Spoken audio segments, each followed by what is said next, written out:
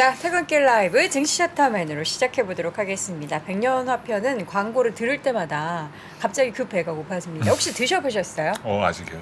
백년화편이 이제 찹쌀로 만든 떡이잖아요.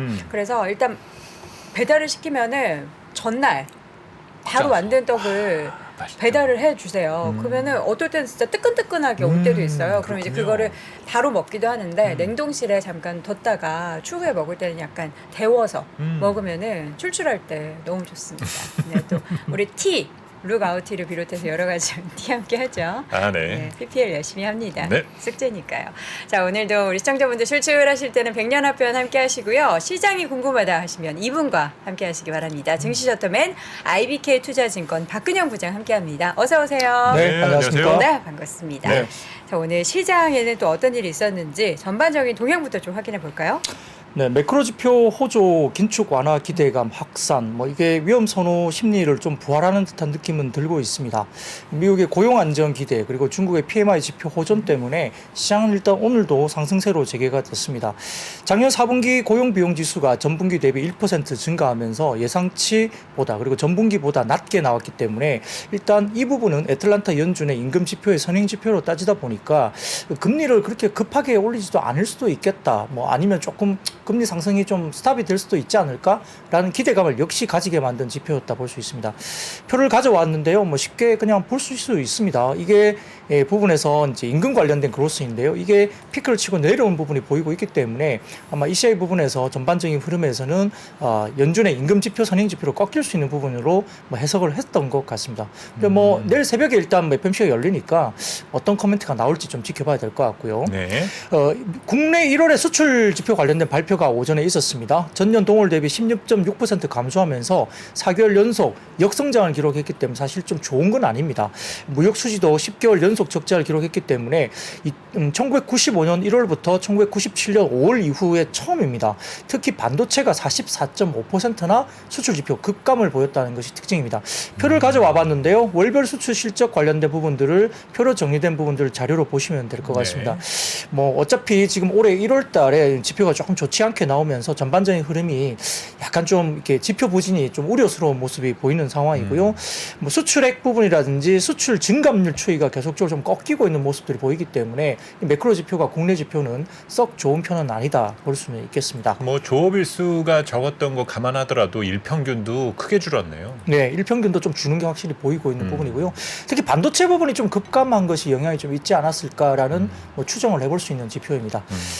다음 표를 좀 보여주시면 그러면 이제 1월 달에 15개 15대 주요 품목별 수출액 증감률인데요. 이 보시면은 빨갛게 보이는 부분들이 좀 주목할 필요가 있겠죠. 네. 자동차, 석유 제품, 무선 통신, 선박, 2차 전지 최근에 좀 시장을 좀 이끌고 있는 업종이 주로 조금 이제 오버랩되는 게 좀 보이거든요. 그렇네요. 이런 섹터들이 다소 조금은 수출액이나 증감률과 관련된 부분에서 호조를 보였다는 점은 우리가 약간 이런 부분들 좀 힌트를 가지고 갈 수 있다 이렇게 볼 수는 있겠습니다. 네. 그래서 코스피는 오늘 한 20포인트 정도 상승하면서 출발을 했는데요. 시초가 부분에는 외국인들이 코스피 200과 선물 매수 그리고 기관은 코스닥만 아주 제한적인 매수 출발을 했습니다. 그런데 반도체 업종을 중심으로 한 시가총액 상위 기업 대부분들이 상승을 보였는데 이건 나중에 제가 말씀드리겠지만 아무튼 삼성전자 컴프레서 콜에 대한 재해석이 이루어졌고 그다음에 오늘 SK하이닉스 실적 발표 이후에 실적 바닥론이 상당히 좀 힘을 받으면서 외국인들이 또 반도체 중심의 순매수가 재개가 됐습니다. 자동차 상승도 오늘 지수에 영향을 또 미쳤는데요. 이 부분도 좀 이따 제가 말씀드리겠습니다만 미국 증시에서 전날 GM 등의 자동차주의 강세도 보였고 현대차와 부품사들 대부분이 상승을 하면서 시장에 긍정적인 지표적인 영향을 미쳤습니다. 다만 이제 10시를 넘어가면서 오전에 갭 상승 출발 이후에 상승분을 일부 반납하기 시작했고요. 역시 이제 내일 새벽 예정된 FOMC 결과물을 앞두고 리스크 회피성에 약간 매물도 좀 출회된 것으로 우리가 추정할 수 있겠습니다. 또한 이제 실적이 좀 부진하게 발표됐던 LG생활건강을 중심으로 한 화장품 일부 업종들이 약세를 또 주도했다 볼 수 있습니다. 오후 들면서 삼성전자와 하이닉스가 상승폭을 오전장의 상승분을 대부분 다 좀 축소하는 그런 부분들이 좀 보이긴 했습니다만 말씀드렸던 아까 그 1월에 한국 수출 관련된 부분에서 아마 반도체 부분이 가장 많이 좀 빠졌다는 부분들이 펀더멘털 악화 요인으로 좀 일부 작용했다고 볼 수도 있겠습니다. 다만 이제 오후 들면서 기관과 외국인들은 코스피 시장을 2천억대 이상 뭐 굉장히 순매수를 크게 하면서 코스피 대비 상대적인 코스닥의 상승세를 보였고요. 원달러 환율은 1230원대 초반 수준에서 제한적인 등락이 반복됐고 전반적으로 업종으로 본다면은 증권주가 많이 올랐습니다. 특히 업종 내에서 한화투자증권이 장중 9% 가까이 급등을 보였고요. 1월 들어서 부진했던 의약품도 반등을 줬고 특히 이제 자사주 매입을 발표했던 셀트리온 관련주들이 장중 5%대 급등세를 보였습니다. 운수장비 같은 경우는 기아, 현대차 등 완성차 기업 중심으로 강세를 보였고요. 반면 KT 등 통신업이 가장 부진했고 음식료나 건설업도 부진 보였습니다. 시총 상위 종목단에서는 실적 부진 여파로 LG생활건강이 7% 급락세 기록했고 아모레퍼시픽도 동반 하락하면서 화장품 관련된 섹터가 약세로 이어졌고요. 코스닥은 기관 외국인 동반 자금 유입이 되면서 750선을 돌파 시도했는데 업종별로는 일반 전기전자 그리고 제약, 통신 장비 업종이 강세를 보였고 통신 방송 서비스와 IT 소프트웨어 등은 약세를 보였습니다.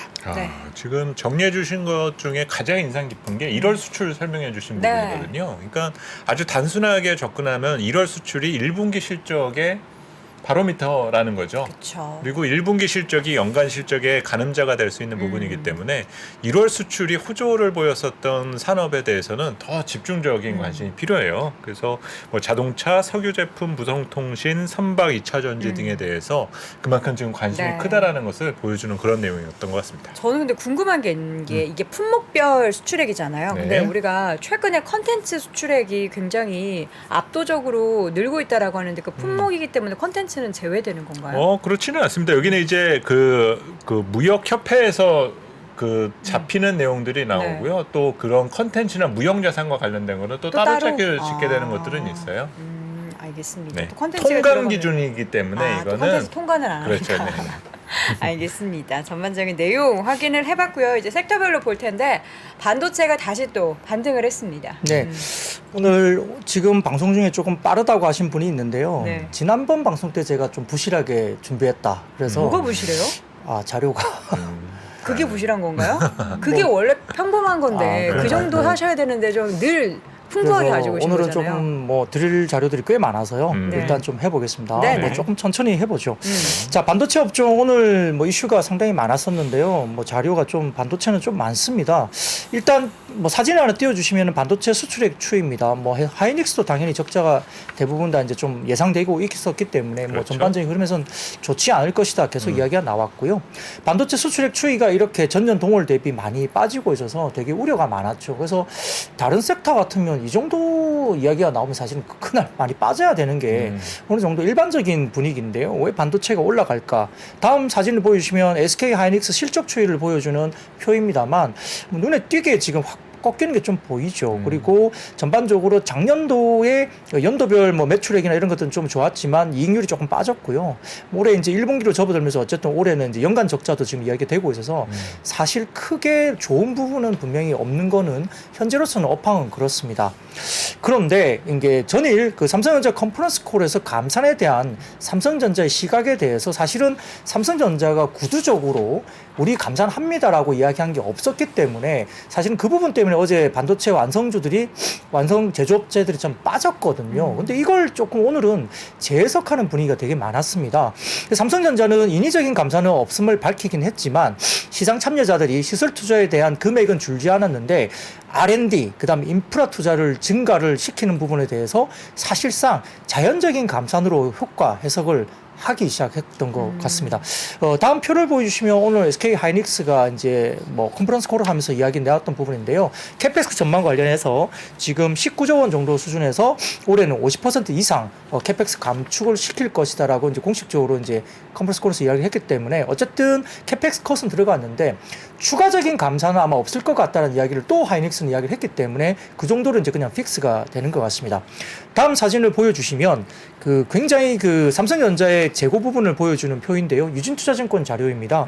보시면은 막대 그래프 보시면 절대 재고 수준이고 그다음에 전년 동기 대비로도 보더라도 계속적으로 치솟고 있는 증가율이 보이고 있기 때문에 이 역대급 지금 재고 부분이 보이고 있자. 그러니까 이게 뭐 그러면 업황이 이렇게 안 좋은데 과연 주가가 빠져야 되는 거 아니냐 말을 할 수 있는데요. 다음 사진을 좀 보여주시죠. 그 사진을 보면 삼성전자 관련된 D램과 낸드의 칩과 관련된 코스트 추이입니다. 이게 100이라고 되어 있는 기준선을 중심으로 보는데 이 100은 2020년 4분기를 100 정도로 보고 있고 그 기준으로 100을 놓고 아마 그 칩 코스트 관련된 부분을 보여주는 것 같아요. 근데 보시면 지금 작년 3분기, 4분기 접어들면서 이 코스트가 확 이렇게 떨어지고 있는 모습이 보이긴 합니다. 전반적으로 그죠? 그러니까 전반적인 흐름에서는 칩 코스트가 이제 내려오는 부분인데 이게 대규모 이렇게 캐펙스 증가를 하고 있는데 칩 코스트가 얼마나 떨어지냐 이 부분을 되게 봐야 될 것 같아요. 그래서 캐펙스를 계속적으로 늘리고 있음에도 불구하고 만약에 코스트가 안 떨어지면 이익률이 결국은 낮춰지는 분위기로 가니까 이 투자는 엄청나게 많이 해야 되고 이익률이 계속 떨어지면 이게 결국은 아마 멀티플이나 이런 부분들이 좀 하향 조정으로 이루어지는 그런 쪽으로 이제 해석할 수밖에 없죠. 다음 표를 좀 보여주시면은 유진투자증권의 삼성전자 캐펙스 관련된 부분과 영업이익의 추이인데요. 반도체 캐펙스는 삼성전자 계속적으로 이렇게 높여왔습니다. 최근에 19년도부터 시작해서 22년도까지 계속 높여왔는데 반도체 영업이익이 일단은 21년 이후에 22년에 꺾이기 시작했거든요. 그러니까 캐펙스 추이를 계속적으로 늘리다 보면 뭔가 이렇게 더 좋아지는 환경으로 가야 되잖아요. 근데 이익률이 떨어지고 이게 코스트가 계속 안 떨어지면 이거에 대한 시장의 우려가 있는 거다라고 이제 유진투자증권은 이야기를 하고 있습니다. 결국은 공급 조정이 조금 필요하다는 얘기겠네요. 예, 그래서 이 유진투자증권의 뭐 이야기는 제가 좀 더 드리겠지만 아무튼 캐펙스 투자가 삼성전자는 계속 한다고 이야기를 하고 있는데 이 코스트를 내리면서 이익단이 개선되는 부분이 보여야 되는 흐름에서 그걸 못 보여주면 시장이 우려하는 부분들이 거기에 있지 않느냐 이야기를 한 것 같고요. KB증권에서는 또 리포트를 내면서 뭐 실질적인 감산, 그러니까 뭐 생산 설비 재배치, 라인 유지 보수 강화, 설비 투자 내에서 R&D 캐파 확대 이런 부분들이 결국은 이제 구조적으로 말하는 인위적인 감산, 그러니까 가동률 조정이나 웨이퍼 투입량 감소 이것보다 오히려 아까 말씀드렸던 앞단이 더 효과가 더 클 거라고 분석을 사실 KB증권은 했습니다. 그러니까 결과적으로는 감산 이야기는 구조적으로는 안 했지만 이런 부분들 때문에 기본적인 감산이 될 수밖에 없고 6월에서 7월부터 메모리 반도체 수급 개선에 영향을 줄 것이다. 그래서 감산과 관련된 효과가 나올 거라고 보는 겁니다. 그래서 삼성전자가 올해 설비 투자가 전년과 유사할 것으로 밝혔지만 대부분의 투자가 올해 메모리 공급이나 무관한 미래 투자, 그러니까 EUV나 인프라 쪽으로 책정되어 있다는 점에서는 사실상 올해 메모리 반도체 설비 투자는 전년 대비 13% 감소할 것이다라고 KB증권은 이제 분석을 한 겁니다. 표를 좀 보여주시면 KB증권의 이제 추정치입니다. 메모리 3사 설비 투자 전망인데요. 결국은 23년도 보시면 오른쪽에 막대 그래프 아래쪽으로 내린 거 보시면은 설비 투자가 실질적으로는 감소 쪽으로 가는 것이다라고 이제 추정을 한 것이겠죠. 24년에는 조금 늘어나는 것을 보는 것 같습니다.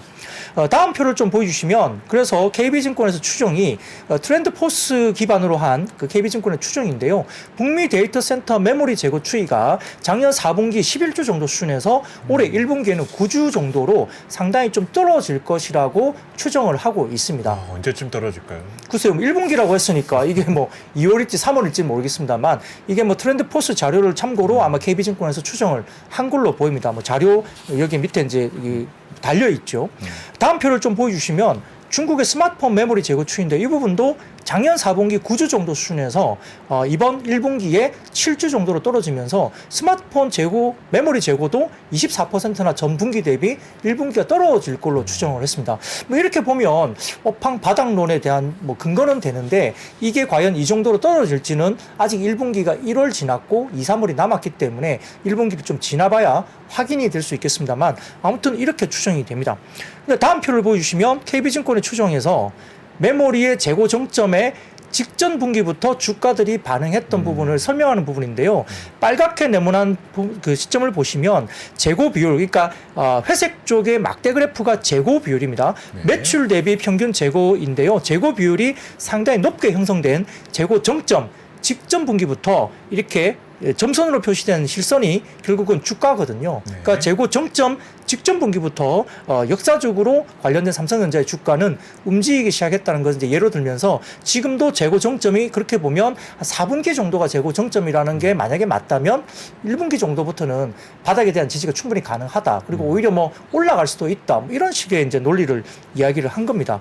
그래서 뭐 이거는 이제 KB증권의 일부 이야기이긴 하지만 대부분 다 바닥론에 대한 부분들은 어느 정도 뭐 내부적으로 국내 증권사 애널리스트는 조금 동의를 하는 듯한 느낌이 좀 많이 많았어요. 의견들이 그랬습니다. 그래서 유진투자증권도 오늘 코멘트를 내면서 삼성전자에 대해서 비중을 확대하는 게 양산런이 아니라는 게 핵심이라는 거고요. 의미 있는 수준의 비트 영향이 불가피하단 말은 결국은 감산을 감산이라 부르지 못하는 삼성전자로서는 사실상의 감산을 좀 애둘러 표현한 것이 맞다라고 유진투자증권에서도 이제 그런 의견을 코멘트를 냈습니다. 근데 이것만 갖고 우리가 이제 뭐 감산한다 이게 말씀을 드릴 수는 없는데 미래에셋증권에서 나온 자료를 하나 가져와 봤는데요. 자, 다음 표를 보여주시면 이게 뭐냐면은 1월에 수출액 동향 중에 반도체 장비 수입액에 대한 업데이트입니다. 어떻게 보이세요?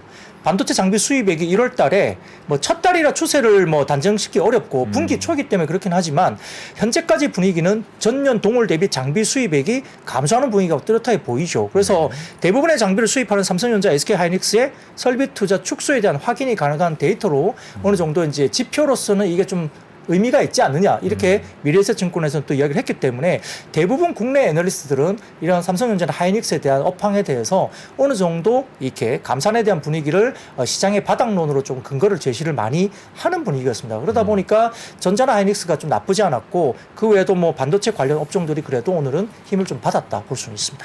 네.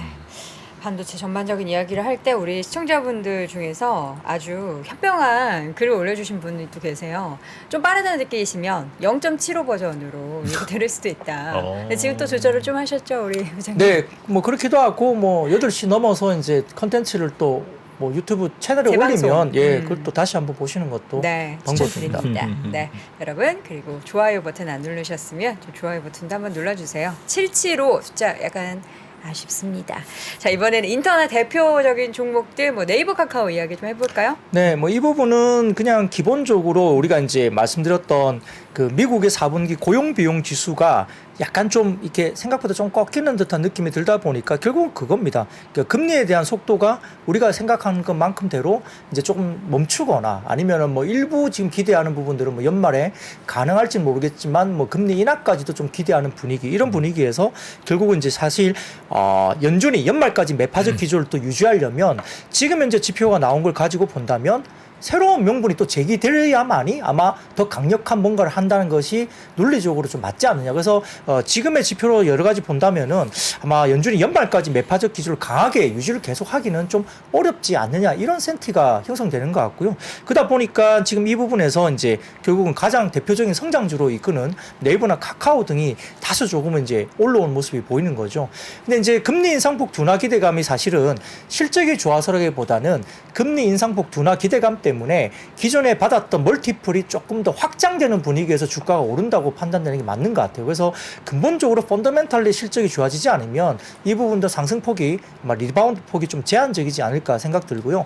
다만 이제 지금 네이버나 카카오 같은 경우는 작년 대비해서 최근에 뭐 성과급 축소라든지 연봉 동결, 그다음에 임금 인상률 축소 이렇게 비용 줄이기에 나서면서 대규모 플랫폼 기업들이 IT 기업들이 전반적으로 비용 축소에 나서는 부분들이 오늘 이익률의 개선 올해 정도에 그런 부분들에 대한 수익성 개선 가능성이 존재하는 부분이 있기 때문에 기본적으로 그런 추이가 나오는지를 확인할 필요가 있는데요. 그렇다 보면 조금 호흡은 길게 봐야 되지 않을까? 이런 카카오나 네이버 같은 이런 종목들은 조금 호흡을 길게 보시고 들어가는 게 좋겠다 보겠습니다. 네. 오늘 또 웹툰 주들이 일제히 올랐어요. 보니까 뭐 좋은 소식도 있는데 전체적으로 이제 약간 이쪽으로 갔다가 저쪽으로 우르르 갔다가 네. 왔다 갔다 좀 하는 것 같죠? 네, 뭐 작년 하반기에도 사실은 웹툰 관련주가 뭐 재벌집 막내 아들이 드라마가 히트치면서 굉장히 좀 주목을 컨텐츠주와 더불어서 받기도 했습니다만 언론에 따르면 네이버가 웹소설 기반 영화로 미국 허리우드 진출에 나섰다 이렇게 이야기가 나왔습니다. 2021년 6,600억을 들여서 인수한 세계 최대 웹소설 플랫폼인 캐나다의 와패드 IP를 활용한 영화죠. 부트캠프를 제작을 완료했고 현지 개봉 일정을 조율 중으로 이야기가 되는 것 같습니다. 그래서 이게 약간의 뭐 이벤트성 뉴스 때문에 이렇게 이야기된 것 같고요. 부트캠프 외에도 이제 1억 500만 뷰의 조회수를 기록한 스페인어 블러바드 등의 와패드 메가히트 웹소설 3편이 영화나 TV 드라마로 제작되면서 북미 그리고 유럽 시장에 공개될 것으로 이제 전해지면서 다소 이제 웹툰 관련된 종목들이 센티가 상당히 오늘 좋았다 볼 수 있습니다. 대부분 이제 뭐 웹툰 산업이 급격한 성장을 가지고 하고 있고요. 그리고 한국컨텐츠진흥원에 따르면은 작년 상반기 만화 컨텐츠 산업 수출액이 전년 동기 대비 28% 성장한 5,600만 달러, 700억으로 집계가 되면서 상당히 좀 성장을 또 하고 있는 게 눈에 보였고요. 또 이제 네이버, 카카오 등이 이제 리디 이런 쪽에서 글로벌 시장 공략에 박차를 가하고 있고 후발주자로 진입한 리디도 서비스 언어권을 확장하고 있기 때문에 대부분 굉장히 좀 사업 자체가 국내 웹툰 시장이 글로벌리 좀 확장되는 모습이 분명히 나타난다 볼 수도 있겠습니다. 그래서 지금 아마 그 네이버가 보유한 웹소설 IP를 이용하면서 직접 영화에 투자하고 제작까지 완료한 것이 이번에 또 처음이기 때문에 의미가 있다 볼 수 있겠고 전 세계에서 1억 8천만 명 이용자를 보유한 자사 웹툰 웹소설 IP 관련된 경쟁력을 영화 시장으로 이식하면서 아마 전 세계 컨텐츠 시장 공략에 본격적으로 속도를 높일 수 있다 이런 기대감이 좀 생긴 것 같습니다. 여기에 따라서 관련된 종목들이 뭐 MBT나 DNC 미디어, 핑거스토리, 미스터 블루, 뭐 키다리 스튜디오 등등 애니플러스 같은 경우도 오늘 급등했는데 애니플러스는 약간 오버행 이슈가 있었지만 좀 해소된 거 아니냐 평가가 되면서 오늘 좀 더 수급적으로도 약간 급등세를 보였던 면도 있었기 때문에 전반적인 흐름에서 글로벌 확장세로 좀 평가를 하는 웹툰 시장이 다소 조금은 성장성에 대한 점수를 좀 오늘 받은 것이 아닌가 이렇게 판단됩니다. 네. 자, 이어서 자동차주 올랐던 이유는 뭐 이걸 미국 훈풍이라고 봐야 되나요? 무슨 상관이 있을까요? 네, 그것도 이제 아주 많은 제가 근거 자료를 좀 가져왔는데요. 네네. 자, 이제 우리가 자동차 업종은 되게 좀 힘든 업종입니다. 뭐 투자해서 그렇게 잘 움직이지도 못했고 실적이 뭐 사상 최대 나오는데 주가가 막 빠지고 막 이러니까 그쵸. 사실은 좀 가지고 있는 분들은 좀 답답한 섹터 중에 하나이긴 한데요. 사실 뭐 GM 같은 경우가 이제 실적 발표를 하면서 상당히 좀 좋은 이야기를 많이 했죠. 시장 예상치를 큰 폭으로 상회하는 수치를 발표도 했고 전반적으로 지금 테슬라와 포드가 전기차 인하에 나서면서 사실 뭐 일부에서는 치킨 게임이 아니냐 이야기도 나오기도 했습니다만 GM 같은 경우는 치킨 게임에 동참하지 않겠다는 뜻을 분명히 하면서 어느 정도 본인들이 이제 수요에 대해서 강력하게 대응을 할 수 있다고 이야기를 한 것 같습니다. 그래서 아마 수요 관련된 자신감을 내면서 GM이 어느 정도 올라온 부분도 있고요. 더군다나 GM 같은 경우는 그 전기차 핵심 부품인 배터리를 안정적으로 생산하기 위해서 리튬 확보 방안으로 캐나다 리튬 채굴업체인 리튬 아메리카스에 6억 5천만 달러를 투자한다고 밝혔기 때문에 아마 이런 부분들도 좀 시장에서 뉴스화된 것 같습니다. 그래서 이제 뭐 전일 뉴욕 증시에서 GM이 8.35% 그리고 포드도 4.81, 테슬라도 최근에 급등세죠. 4% 가까이 전에 올랐고요. 리비안도 7.54% 이렇게 올라왔습니다. 그래서 최근에 전기차 관련주들의 급등세가 굉장히 좀 뛰어나고 있고 테슬라는 바닥 대비 50% 이상 지금 주가가 올라왔기 때문에 사실 좀 더 빠진다고 봤던 시장에서 약간 좀 쇼커버링이 또 강하게 들어온 것이 아니냐. 그래서 숏스퀴즈가 최근에 뭐 미국 증시를 또 끌어올리고 있다는 분석도 만만치 않게 있습니다. 뭐 그렇긴 하지만 아무튼 하나증권에서 오늘 이제 장중 코멘트를 냈는데요. 금일 이제 완성차 위주의 주가 상승은 한 서너 가지 정도로 이야기가 되는데 첫 번째 일단 GM과 포드 그리고 테슬라 등의 자동차들의 상승에 따른 투심이 개선됐다는 부분 그리고 두 번째는 4분기 실적 호조 후에 올해 연간 실적에 대한 긍정적인 가이던스 관련된 부분 그리고 주주 환원 강화 관련된 모멘텀을 계속적으로 내고 있다. 자동차 업체들이. 그리고 세 번째는 최근 시장 내에 인센티브 우려가 있었지만 1월 달에 인센티브 데이터가 여전히 낮은 수준으로 나왔기 때문에 우려가 다소 완화되고 있는 모습도 있다. 그리고 테슬라의 전기차 가격이나 불구하고 현대와 기아차에 직접적으로 겹치는 부분이 단기적으로는 미국 전기차에 국한되는 영향으로 미치기 때문에 아마 국내 아마 현대나 기아차는 다소 좀 영향이 굉장히 제한적이지 않느냐라는 분석을 장중 코멘트를 했습니다. 다울투자증권도 최근에 이제 경기 침체로 전기차 수요에 대한 우려가 대두되고 있지만 4분기 주요 OEM 업체들이 견조한 전기차 판매를 계속 보이고 있기 때문에 수요 부분은 우려 대비 괜찮다라고 이제 이야기를 했고요. 그리고 이제 신한투자증권에서는 현대 오토웨이버 관련 경우도 뭐 리포트를 내면서 올해 4분기 어닝 서프라이즈가 나왔고 결국은 차량용 소프트웨어 매출 확대가 성장의 키포인트이기 때문에 이 부분에 대한 수익성 개선도 상당히 긍정적이다 이야기하면서 현대오토웨이버도 오늘 거의 한 4~5% 정도 또 주가가 올라왔습니다. 근데 지금 다음 표를 한번 보시죠. 이 보시면 미국의 시장 데이터 중에 1월 예상치입니다. 아직은 공식 발표가 아닌데요. 1월 27일 기준 집계 예상치인데 보면 현대기아의 플릿, 그러니까 이게 약간 그 뭐라 그럴까 판매 관련된 뭐 이렇게 데이터인 것 같아요. 이게 보면 플립 페네트레이션 이게 보시면은 그 둘 다 1월에 6%로 예상되는데 전년 12월 1에서 3%대보다 일단 좀 높아지는 흐름이 나오고 있습니다. 그러니까 판매 관련된 부분들이 나쁘지 않다는 거죠. 현대기아가 이게 보이는 것 같고요. 다음 표를 보시면 가장 핵심은 인센티브 쪽인 것 같아요. 인센티브 쪽 보시면은 시장에서 가장 우려하는 게 이제 현대기아의 인센티브가 상승할 수 있다. 왜냐하면은 수요가 거품이 꺾이고 그 다음에 잘 안 팔리면 인센티브가 올라가게 되면 결국 이익률이 꺾일 수 있는 부분이 있기 때문에 인센티브가 많이 올라가지 않겠느냐라고 보고 있지만 아직까지 현대기아차 인센티브가 그렇게 크게 상승하지 않고 있고 아래쪽에 현대기아 쪽 보시면은 전 월뷰로 보시면 인센티브가 오히려 꺾이고 오히려 빠지고 있습니다. 지금 현대 같은 경우는 16.7% 그리고 기아는 5.2% 오히려 빠지고 있거든요. 인센티브가.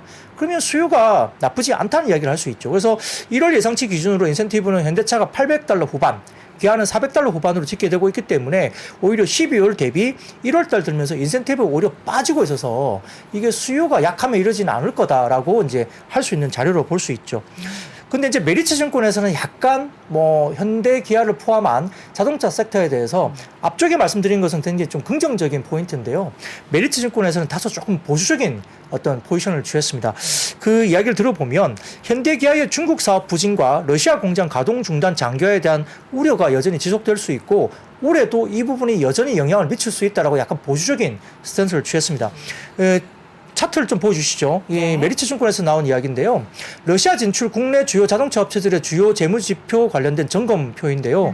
결국은 4분기 실적에서 현대기아 모비스가 러시아 법인 손상 차손을 반영한 것에 이어서 현대위아도 뭐 전일 실적 발표를 통해서 1,144억 원을 반영했습니다. 그래서 올해 실적에서 대부분 자동차 완성차 포함한 자동차 섹터들이 대부분 러시아 법인 잔여 자산에 대한 추가 비용이 반영될 가능성이 높다고 판단되기 때문에 조금 보수적으로 보는 것이 맞지 않느냐라는 의견을 냈기 때문에 네. 양면성을 가지고 있습니다.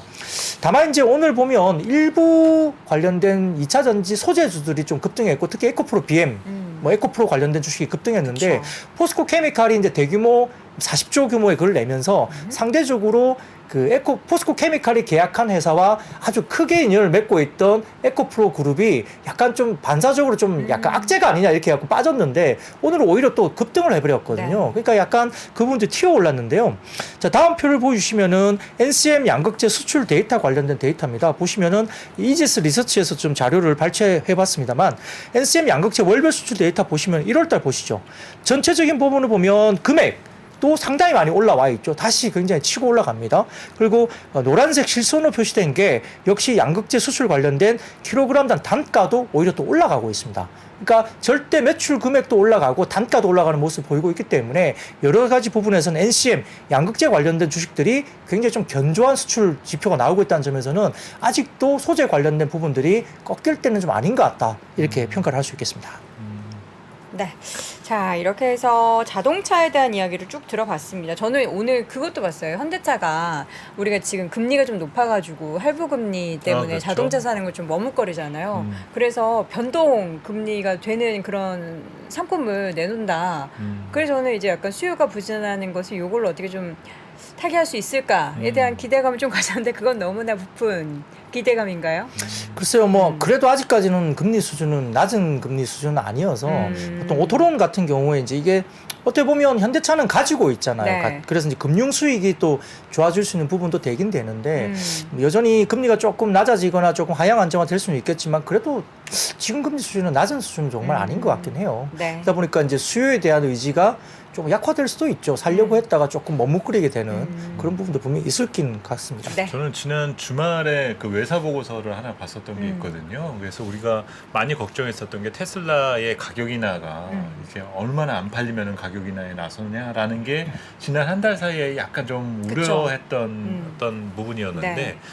과거에 포드가 1913년에 가격 인하에 나섰을 때도 비슷한 반응이었었다고 그러더라고요. 안 팔려서 그랬다. 네, 그런데 오히려 그런 가격 인하가 포드를 미국을 대표하는 기업으로 만들게 되었었던 계기가 되었다라는 이 분석 자료를 봤었어요. 그래서 이번 상황도 조금 비슷할 수 있다. 그거에 어떤 테슬라가 먼저 액션을 취해준 부분이 완성차 입장에서는 한편으로는 좀 고마운 부분들도 될 수 있을 거다라는 얘기가 나오더라고요.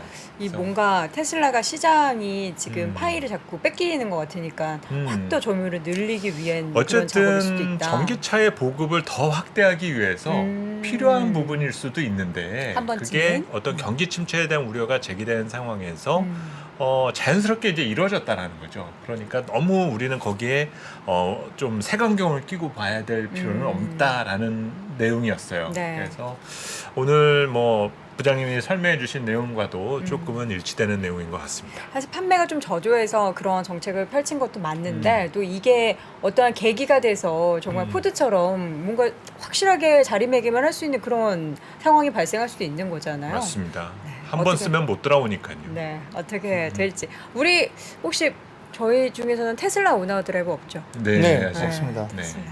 저도 항상 이렇게 테슬라 보면서 한 번쯤 타보고는 싶다. 그냥 어. 시승은 해봤거든요. 네네네네. 그냥 세워져 있는 차. 음. 운전은 안 해봐가지고 어떤 느낌인지 궁금합니다. 네. 신기하죠. 네. 언젠가 한번은 운전을 해보도록 하겠습니다. 네. AI 관련해서 오늘 또 이거 이슈가 있었나요? 네, 역시 이제 이것도 약간 오늘은 테마성, 뉴스성 움직임이었다 볼 수 있습니다. 네. 물론 AI가 최근에 좋은 흐름을 가지고 있고 로봇 관련주도 마찬가지입니다만 이 정의선 현대자동차 그룹 회장의 로봇 야심작 하나인 엑스불이 지난 27일 식품의약품 안전처 인증을 획득한 것으로 알려졌습니다. 그러니까 이게 우리가 뭐 제임스 힙이나 뭐 이런 삼성전자 관련돼 또 있지만 현대차 그룹도 로봇의 진심이잖아요. 그러다 보니까 엑스불이라는 이 야심작이 결국은 식품의약품 안전처 인증을 획득했기 때문에 오늘 이제 뉴스화된 것 같습니다. 환자나 장애인들의 하지 근육 재건, 관절 운동 회복 등 재활이나 훈련 등을 목적으로 환자가 착용하고 보행할 수 있는 전동 장치로 알려져 있는데 이게 제임스 힙하고 좀 비슷하기도 합니다. 그래서 입는 웨어러블 로봇 관련된 쪽으로 뭐 실생활에 들어올 수 있는 여건이 된다 이렇게 볼 수 있겠고요. 상표를 미국과 중국 그리고 EU 그다음에 일본 이 주요 국가에 등록을 했다라고 알려져 있고요. 앞서 공개된 웨어러블 로봇인 백스라든지 첵스, 그다음에 맥스 이게 통합 브랜드가 될 것이다 전망도 제기된 바 있기 때문에 이런 부분들이 이제 조금은 실생활에 좀 가까워졌다 볼 수는 있습니다. 물론 이제 가격에 따라서 어떻게 수요가 있을 것이냐도 좀 지켜봐야 되긴 하겠습니다만 아무튼 좀 진일보한 어떤 뉴스라 볼 수 있겠고요.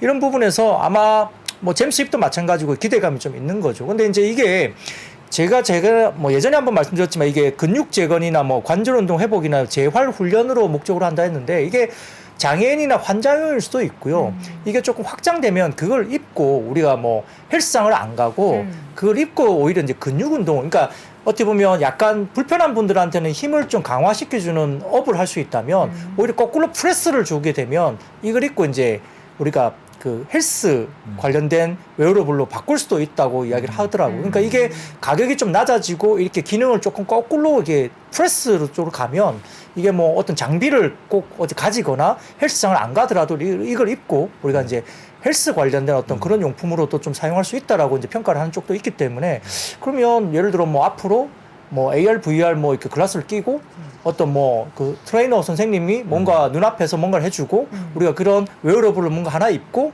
프레스를 가해지면서 이렇게 헬스를 뭔가 할 수 있는 뭐 그런 세상도 뭐 올 수 있지 않을까? 네. 뭐 그런 생각도 해봅니다. 예. 올까요? 전 안 올 것 같은데. 저는 사실 뭔가 실질적으로 이렇게 나가서 하는 거나 뭐 이런 운동이 아직까지 되게 좋지 어떤 공간 안에서 하는 거는 뭐 이게 그냥 힘들기만 하다라는 생각이 들어요. 그러니까 요즘 뭐 운동이라기보다는. 그런 것들 있잖아요. 무슨 저주파 같은 걸로 이제 근육 활동을 막 기계 일으켜서 위에 올라가가지고 예, 하고 뭐 붙이고 하고 이런 거 EMS 같은 거 저도 해봤는데 효과는 없는 것 같아요. 아 그래요? 알겠습니다. 근데 뭐 음. 운동도 운동이고 네. 또 트레이너 분 뵈러가는 또 맛도 있기 때문에 예, 또 그래요. 알겠습니다. 개인 PT를 또 선호하는 부분도 뭐 없지 않아 있습니다. 알겠습니다. 자, 이어서 건설기계 쪽은 또 어떤 이슈가 있었던 거죠?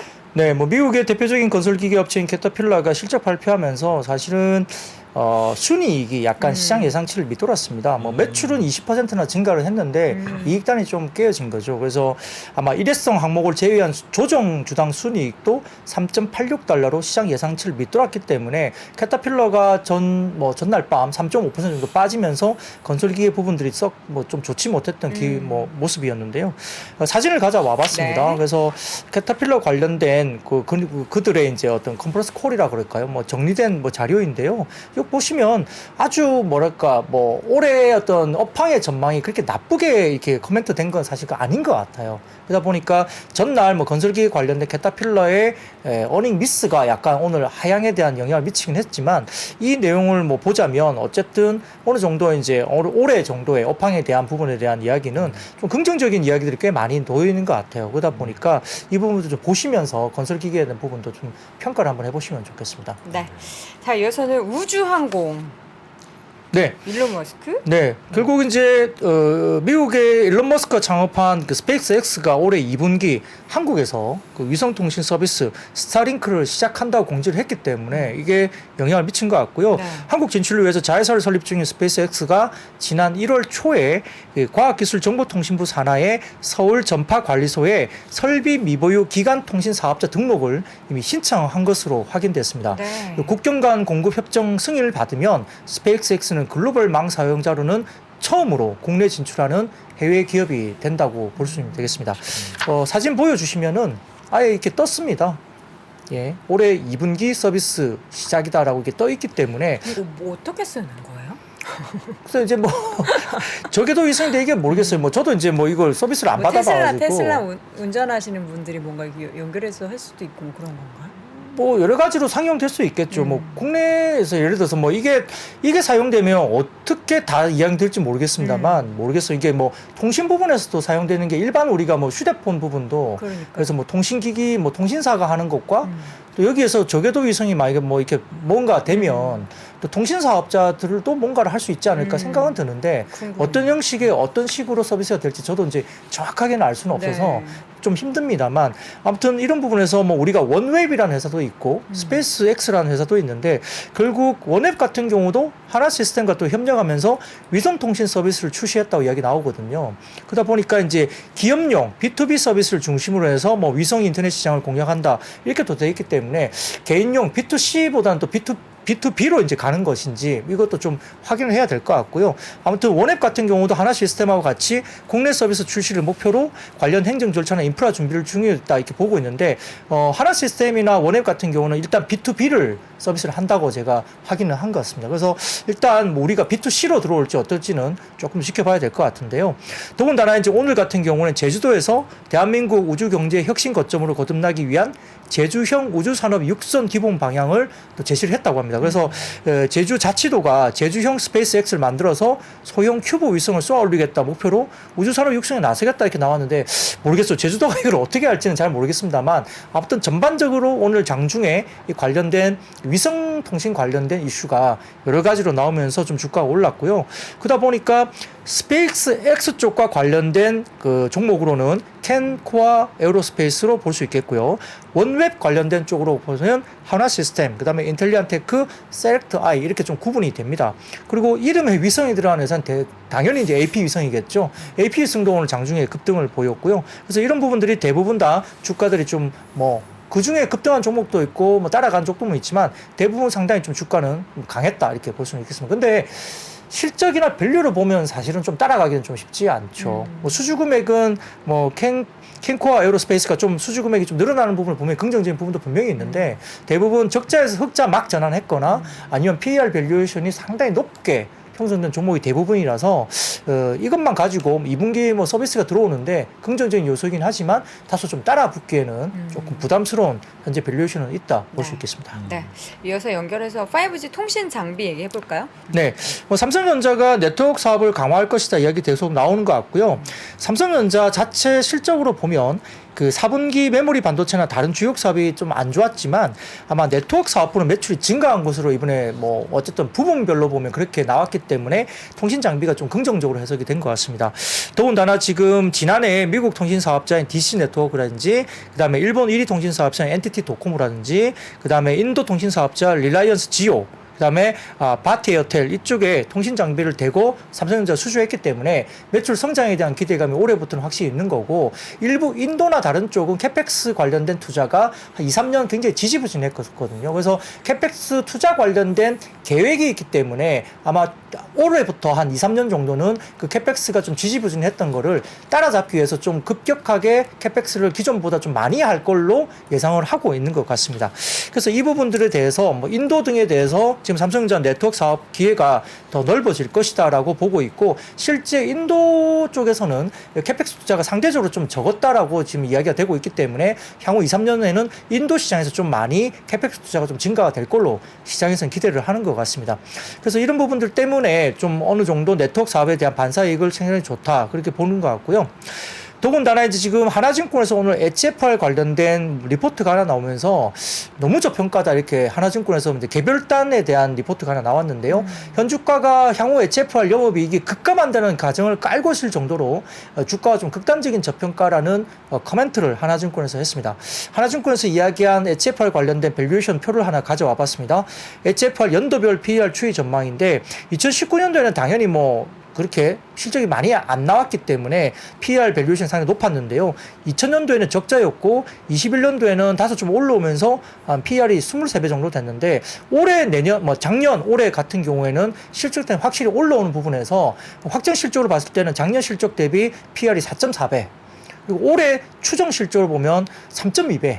그러니까 이건 이제 하나증권에서 HFR을 이제 추정한 실적입니다. 그러다 보면 성장주로 보기도 좀 그렇기도 하지만 뭐 실적 봤을 때 3.2배, 4배 이 정도면 좀 너무 극단적인 저평가 아니냐 이렇게 평가를 한 것 같습니다. 네.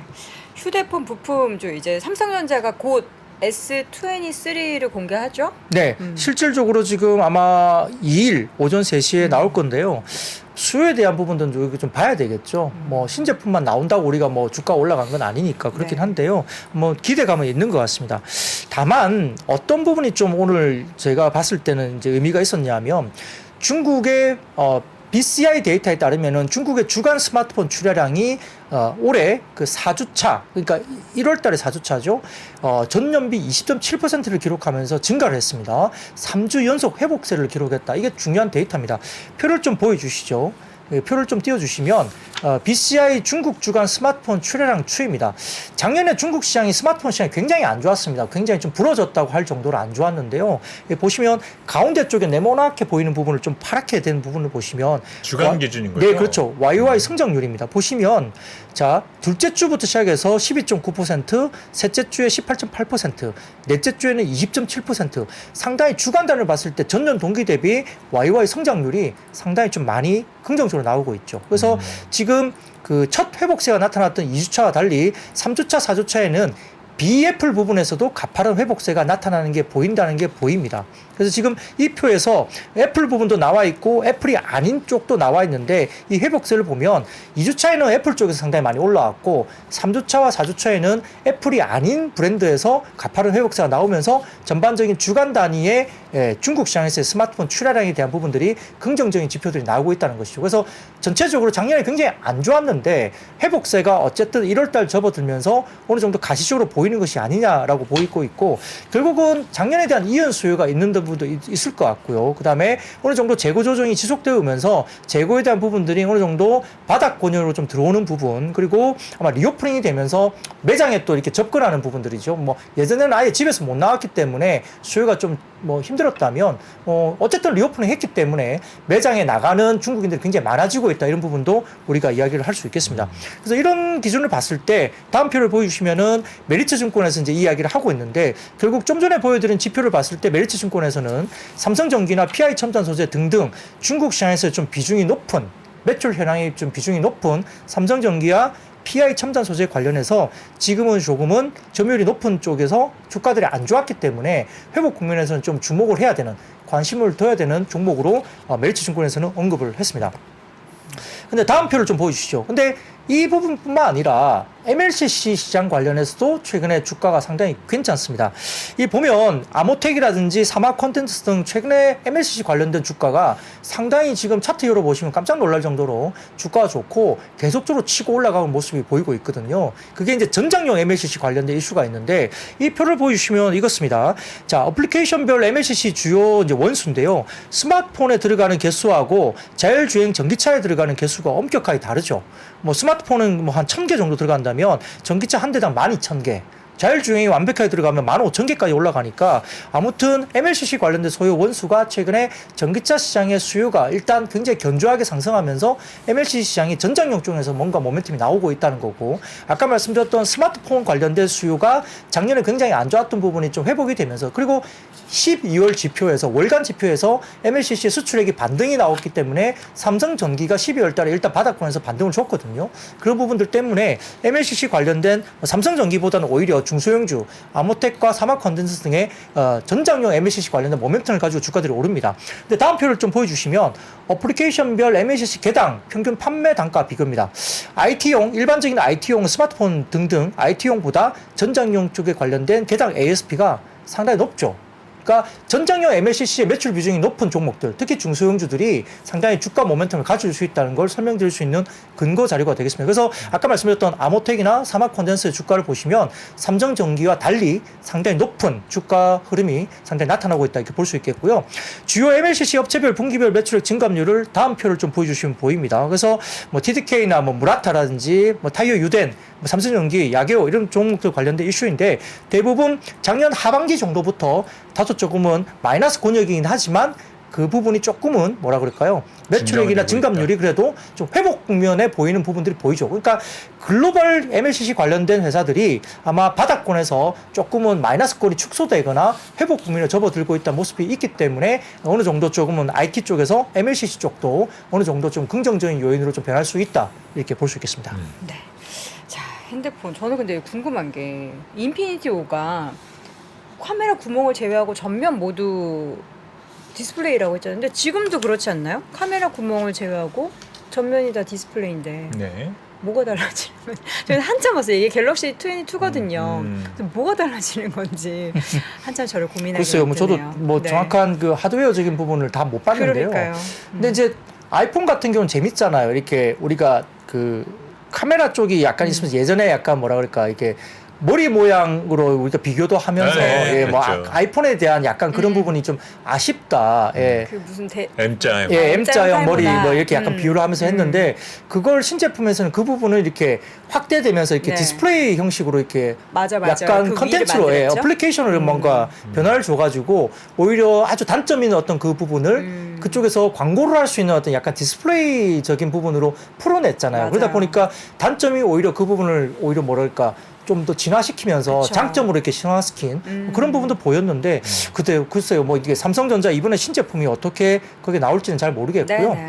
근데 이제 방금 말씀 주셨으니까 제가 짧게 하나 더 빠뜨린 게 있는데 네. PCB 관련된 쪽도 제가 말씀 좀 드릴게요. 다음 사진을 좀 보여주시면 디지타임즈 아시아 쪽에서 나온 그 해외 자료입니다. 보시면은 PCB 쪽에 IC 기판 공급업체 관련해서 23년 매출이 1분기에 바닥을 볼 것이다. 해외 쪽에서 디지타임즈 쪽에서도 이야기가 나왔거든요. 그 최근에 PCB 업체들이 좀 주가가 안 좋아요. 그래서 이제 여러 가지 부분에 PCB 업체들 주가들 많이 빠지고 있는데 1분기 바닥론이 나왔습니다. 고객의 주문 모멘텀이 2분기부터 회복될 것이다. 그래서 대부분 다 보면 그 엔드 고객 신제품 출시 효과 때문에 하반기는 판매 전망이 상당히 좋아지는. 그러니까 대부분 수요에 대한 효과가 이연 수요가 작년 대비 올해는 좀 올라온다는 점에서는 PCB도 이렇게 해외 쪽에서도 올해 1분기가 바닥이다라는 이야기 계속 나오고 있기 때문에 IT 부품과 관련된 부분들은 작년에 안 좋았던 섹터들이 올해 조금은 리벤지 정도 수준의 어떤 뭐 주가 흐름이 한번 기대해 볼 수도 있다. 이런 뭐 분위기는 있는 것 같습니다. 네. 자, 이어서 오늘 좀 가장 안 좋았다고 볼 수 있는 화장품 쪽 이야기 해볼까요? 네, 이것도 마찬가지로요. 그 한투증권에서 나온 그 자료인데요. 그냥 띄워주시죠. 그 LG생활건강 면세 매출 증감과 그다음 면세점 사업 매출 증감인데요.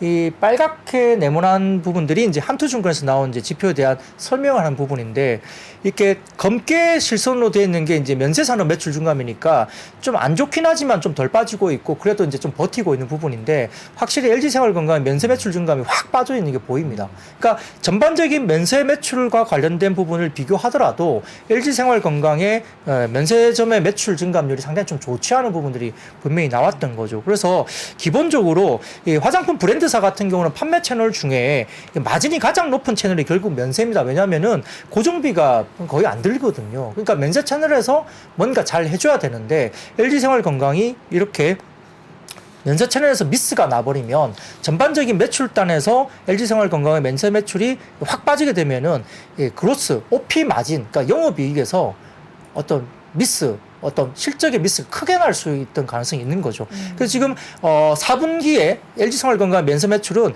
전분기 대비 마이너스 20% 나왔습니다.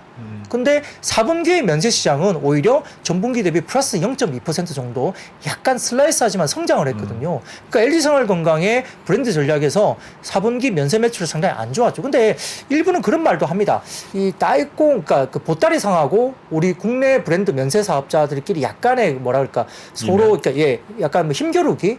그래서 옛날에는 그냥 마구잡이로 면세 사업장 매출을 하기 위해서 그냥 원하는 대로 퍼줬는데 약간 너무 이제 수수료, 알선수료 이런 걸 많이 요구하다 보니까 국내 면세 사업자들이 그 부분들을 조금 이제 덜 주고 약간 그 보따리상, 중국의 보따리상하고 약간 힘겨루기를 한다는 이야기도 있거든요. 그래서 정상적인 어떤 가격을 받고 정상적인 이익률을 좀 보존하기 위해서 물건을 좀 안 내줬다 말도 사실은 좀 있어요. 저도 뭐 정확하게 제가 확인된 건 아닙니다만. 그런 것도 있을 거고 사실 지난해 같은 경우는 환에 대한 영향이 좀 컸어요. 네네. 그러니까 환율이 너무 비싸니까 면세점을 가도 비싼 거예요.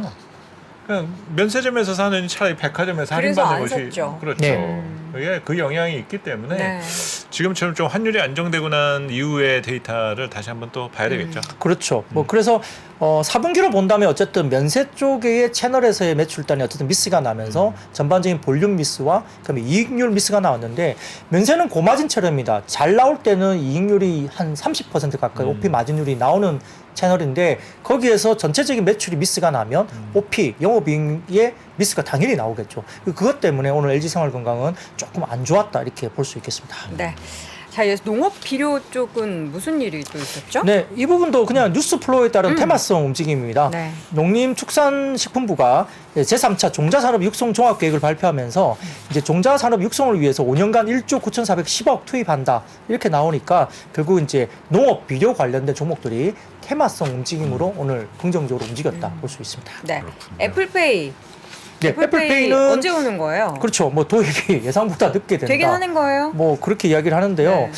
우리가 뭐 사파이어 레피즈가 뭐 인류의 소망이다 이렇게 이야기할 정도로 안 나왔다. 네. 근데 정말 애플페이도 정말 되는 거냐. 근데 뭐 이게 계속 연기가 되고 있죠. 뭐 그러면서 서비스 출시가 좀 미뤄지고 있는 부분 때문에 아마 허용을 위해서 검토하고 있는 부분들이 결제 정보의 해외 유출 문제라든지 그다음에 이제 단말기 보급 리베이트 두 가지로 정해지면서 이 부분이 좀 해결되기 전까지는 조금 미뤄질 거다. 그러다 보니까 관련 테마주들이 좀 빠졌다 볼 수 있겠습니다. 사실 저는 이제 애플 아이폰을 정말 오래 쓰다가 삼성폰으로 바꿨으면서 지금 두 개를 모두 사실 쓰고 있거든요. 네. 근데 지금 사실 인터페이스 자체가 좀 다르잖아요. 그렇죠. 근데 진짜 삼성페이를 한 번 쓰면은 너무 편하더라고요. 굳이 간결하죠. 지가 네. 안 꺼내도 되고 그냥 이렇게 비밀번호 딱 입력하면 되니까 편하긴 하더라고요. 정말 애플페이 들어오면은 그동안 이제 삼성페이 때문에 갤럭시를 썼던 유저들이 얼마나 또 이탈을 하게 될지도 좀 그것도 좀 기대 말고 뭐라 그러죠? 좀 기대하면 안 되잖아요. 그냥 뭐 약간. 사실 그냥 지켜봐야죠. 각자의 영역이다라고 봐야 될 부분일 것 같고 이제 문제는 이런 거에 이런 상황이 네. 또 무엇에 또 가치나 투자 아이디어로 해석될까라는 네, 게 네. 중요한 거잖아요. 근데 그러기에는 이제 기존 페이 시장이 이미 많이 지금 커져서? 그렇죠. 꼭 다양하게 편해져 갔어. 있다는 거죠. 알겠습니다. 자, 애플페이 우리 또 애플 쓰시는 유저분들을 빨리 좀 만나뵀으면 좋겠는데 아쉽습니다. 얼른 들어오기를 바라보도록 하겠고요. STO 이건 뭐예요? 뭐 여러 가지 이야기가 지금 뭐 토큰형 증권 뭐 이야기가 나오는데 저도 이제 이게 그러니까 약간 의외로 조각 투자 플랫폼이나 뭐 여러 가지 지금 디지털 사업 쪽으로 보는 것 같고요. 그렇죠. 그렇죠. 뭐 지금 그래서 이제 미술품. 뮤직하우에 대한 유권 해석을 저작권. 하면서 네. 이제 그런 자산에 대해서 이제 발행은 발행만 네. 그리고 유통은 유통 아. 그러면서 이제 그걸 하려면은 증권이 가져가 네. 이제 그거죠. 네, 그래서 아예 표를 좀 띄워주십시오. 그래서 이제 지금 관련된 국내 증권사 STO 관련 투자 개발 현황인데요. 네. 뭐 키움증권, SK증권, 뭐 KB증권, 신한투자 등등 뭐 관련 기업들 분야를 쭉 이제 나열해 봤습니다. 그래서 미술품이라든지 뭐 여러 가지 부동산, 뭐 이렇게 수익증권, 상품 공동개발 등등이 있는데 오늘 금융위에서 이게 나왔어요. 가상자산 거래소에 대해서 증권성 토큰을 상폐하라고 지시가 나왔죠. 그렇게 되면 어떻게 되겠어요? 헤게모니를 증권사 쪽으로 가져가는 거죠. 그렇죠. 네. 그러다 보니까 이제 관련된 쪽과 관련해서 아까 뭐 한화 뭐 일부 이제 증권사들이 이제 막 그 급등을 나왔던 것들이 이런 헤게모니가 금융위에 이런 오늘 관련된 지시사항 뉴스가 나오면서 결국 이 헤게모니가 증권사 쪽으로 이동이 되면서 증권사 쪽은 좀 더 발빠르게 관련된 상품을 만들거나 시장을 확장시킬 수 있는 가능성이 높다. 그러면 이제 이게 증권사들은 약간 신규 수익원으로 생각될 수 있는 새로운 어떤 상품의 영역이 생긴다는 측면에서는 증권업이 되게 힘듭니다. 지금 이제 작년부터 업황이 좋지 않기 때문에 상당히 좀 많이 누그러져 있고 상당히 좀 처져 있고 올해도 사실은 실적 가이던스 그렇게 썩 좋은 증권사가 많지는 않거든요. 되게 보수적으로 보고 있습니다만 이게 새로운 시장이 좀 열린다는 측면에서는 증권사의 헤게모니가 갈 수 있다는 게 보인다는 거니까 이 부분에서 좀 긍정적으로 작용하는 것 같습니다. 알겠습니다. 자, 이렇게 해서 오늘도 시장에 있었던 이슈를 자, 어제 좀 부족했다라고 스스로 여기셔가지고 아주 더 알차게 준비해 주셨습니다. IBK 투자증권 박근영 부장 함께했습니다. 부장님 고맙습니다. 네, 감사합니다. 지난 여름 특별한 인사이트로 우리를 놀라게 했던 임형록 교수. 그럼 안쪽에 쓸 돈이 있을까요? 없을까요? 비겠죠. 그렇죠. 돈이 없죠. 그래서 여러분이 원하시는 인프라 투자가 안 되는 거예요. 그러니까 급격한 반등은 없다고. 러시아 우크라이나가 뭐 종전이 언제 될는지 저희가 알 수는 없습니다만 벌써 우리 예상 밖으로 길어졌어요. 전쟁이 언제 끝날 것 같고 어떤 의미가 있습니까? 자, 여러분들께서 결론적으로 전쟁이 끝나냐고 물어보면 안 끝납니다. 오래 갈 거예요. 일단 여러분들께서는 평택 이하 쪽으로는 열심히 하시면 안 돼요. 상황이 좋지가 않아요. 수도권도 안 좋은 상황인데 평택 이남 쪽은 더 안 좋으니까. 그가 미리 본 2023년의 모습을 우리에게 전해줍니다. 그러니까 이게 좀 잔인한 말이기도 하지만 그게 진실이니까요. 200분의 관객과 3시간 동안 이루어질 질의응답. 운이 좋으시다면 임형록, 김프로와 함께하는 저녁 식사의 기회도 잡으실 수 있습니다. 3프로TV 유튜브 커뮤니티에서 신청하세요.